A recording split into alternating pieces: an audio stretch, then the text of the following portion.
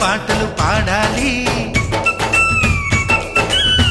చుట్టాలు పక్కాలొచ్చి కమ్మని విందులు చేయాలి. చూసేటి ఊరు వాడ మనసారా దీవించాలి.